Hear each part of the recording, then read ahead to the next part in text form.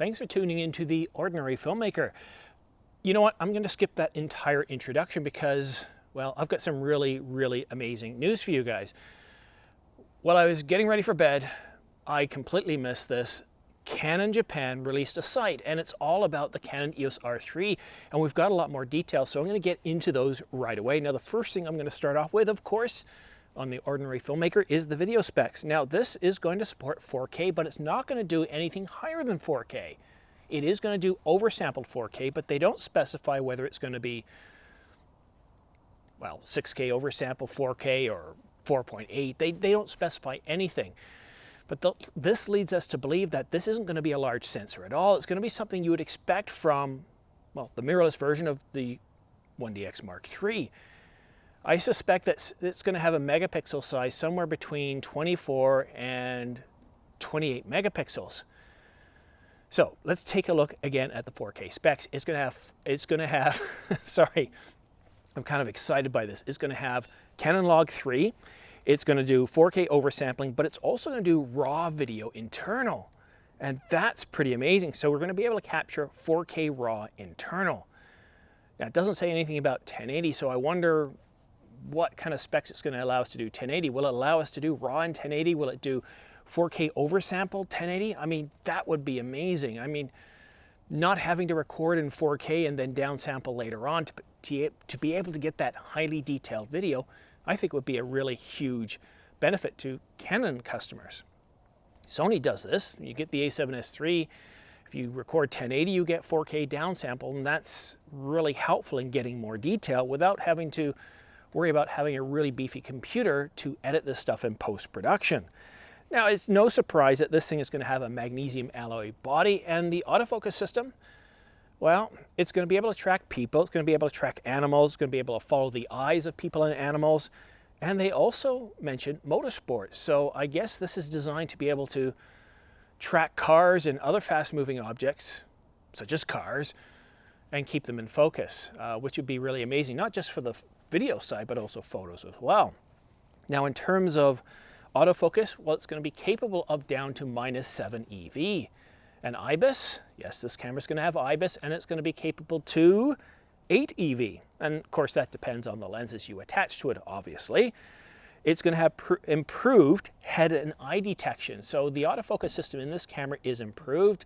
Obviously, it's a fast camera. It's going to be capable of 30 frames per second. So they had to have updated the autofocus system to some degree to be able to support that high frame rate. So there's another mention here that the autofocus will do eye detect, head, body, enhanced tracking for portrait and sports, as well as autofocus will recognize track cars and motorcycles. Yeah, motorcycles. That's so pretty well all motorsports. Now that kind of harkens me back to a day when Top Gear, in their view, the ultimate crucible of excellence is motorsports. And if you want to test anything, you need to test it on the track. So what if it's a bus race? What if it's truck races or anything like that? I wonder if it can track those as well. I suspect it probably will, but it's not mentioned in here. Now, no surprise, it's going to have weather sealing, and Canon says it's going to have 1 series weather sealing, so it will be a little bit better than the R5. And it's going to support 5 gigahertz Wi-Fi. It's going to have this, the battery, it's going to be the LPE19 battery pack. And of course, there's going to be a whole bunch of accessories. But there's still a lot missing. That pretty well sums up the specifications. Now, we know it's going to have 30 frames per second from the previous announcement from Canon, and it's going to have an all-new sensor and processor. And it seems like a pretty exciting camera. In fact, to me, I know they're calling this the R3, but this really seems like a step up from the 1DX Mark III. It seems like a mirrorless version of that camera, which makes me wonder all that much more how powerful the R1 is going to be. And I do think the R1 is going to have 8K video. It's going to have a 45 to 50 megapixel sensor. I think the R1 is going to have the best video and the best stills as much as you can when you compromise in their flagship camera. So this camera here, the R3, is not going to have necessarily the best video. It might have the best 4K video. It's obviously not going to have 8K downsampled 4K, but that doesn't mean it's not going to have high quality video that is comparable to what the R5 puts out or the Alpha 1. Keep in mind, look at Canon cinema cameras. You've got some of these cameras that they don't have an 8K sensor, but they produce really incredible, really sharp 4K, like the C300. There's many other things that go into producing a camera, like dual gain, for example. But still, the R3 is looking to be a very powerful camera, and no surprises here, it is aimed primarily at photographers, but it can do some really good video when needed. Will I be getting this camera? Do I think I want this camera? No. I don't think it's going to have the video capabilities that I would be looking for. It's not that much of a step above the R5 for me to take that financial hit. I'm not a stills photographer. I'm taking the R5 out more as I'm producing less videos for the channel. I'm taking it out more. I'm experimenting with it. I'm taking stills.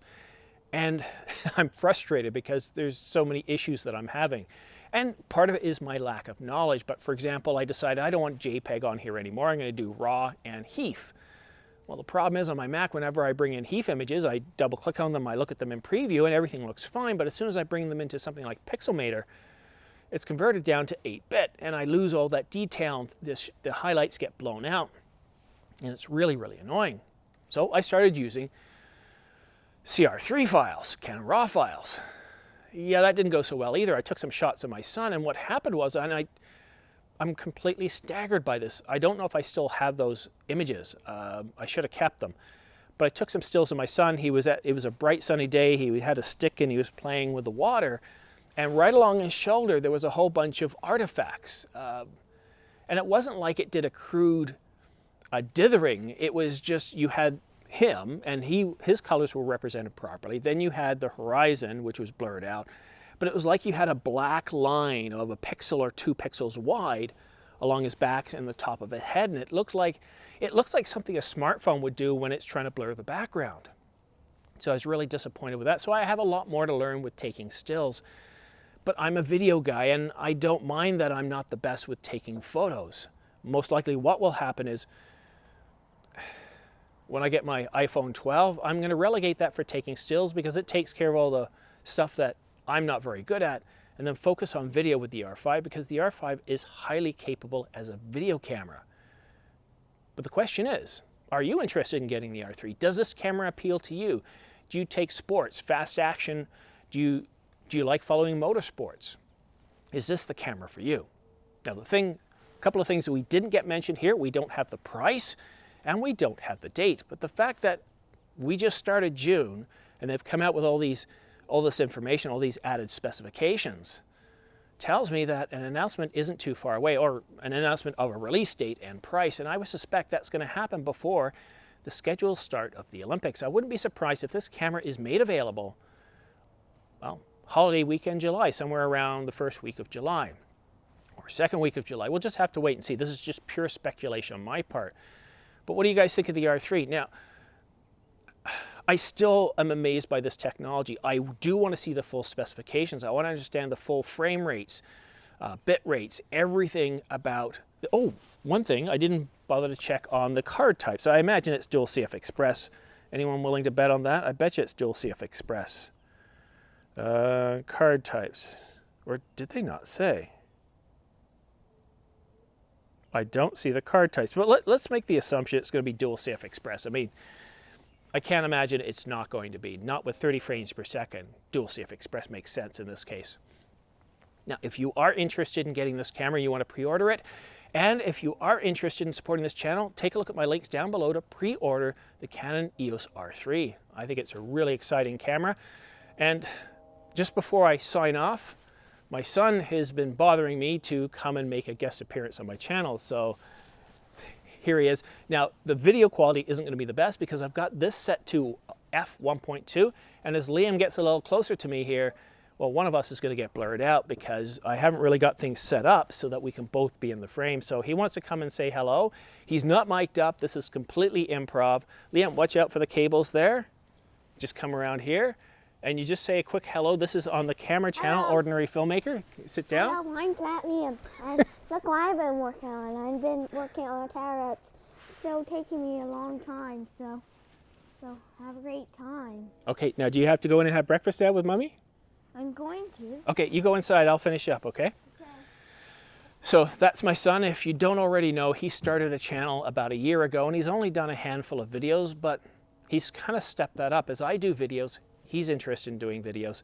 So do me a favor, please just take a minute, go over to Planet Liam, click subscribe, click like on one of his videos. I don't expect you to watch all of his videos, but every time he sees more subscribers, it really encourages him to go out and produce more content.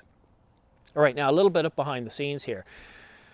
I've been tracking the R3 for an awful long time. I stayed up till about midnight last night, and this was announced right around midnight. And I checked some news. I didn't see anything. I said, okay, so I'm off to bed. The odd thing was I was still awake when this was announced, but I wasn't aware of it. So I woke up this morning feeling a little bit dejected, and I thought, you know what, everyone's covered this, let's not even bother. But I checked Canon rumors. They didn't even have anything out. They were caught by surprise too. It appears that Canon has started to take a chapter out of Sony's book about not leaking a lot of information. The R3 has been completely controlled. Nothing has been leaked outside of what Canon has said. Anything that we've gotten has more or less been speculation or conjecture, people coming forward and thinking this is what the R3 is going to be. But right up until a day before the announcement, nobody was expecting an R3. We were expecting an R1. So Canon, please start leaking more. Make this a little bit more interesting for us. But yeah, I'm really curious to see what this camera is going to look like. I'm really curious to see what the outcomes from this camera are going to look like. How good is the video going to be? How good are the stills going to be? And I'm really looking forward to seeing that camera. So once I know availability and price, I will let you guys know. But again, thank you so much for watching The Ordinary Filmmaker. Don't forget to subscribe. If you do subscribe, I'm giving away 2 prizes once the channel reaches 30,000 subscribers. A pair of Angelbird 128 gigabyte AV Pro MK2 B90 SD cards and a card reader, or a whole bunch of, I almost said Ninja there, a whole bunch of Ulanzi LED lights, lights that work underwater, flat panel lights. They're really good for lighting up your subject or as a good starter kit for someone vlogging, starting up their own channel. But also, if you like this video, please go ahead and like it. I've been looking at all the likes I'm getting over the videos, and what I'm realizing is that certain videos you guys just aren't interested in, so I'm not covering that anymore. I'm only going to cover the topics and the content that appeals to you. I mean, it doesn't make any sense for me to spend a couple of hours producing a video if you just have no interest in the content. But the R3, well, that scored really well, so I expect a lot of likes here. But again, I really do appreciate your time, that you come to me, that you consider me your primary news source of camera news, making this CNN, the Camera News Network. Thanks again for watching. We'll see you again soon.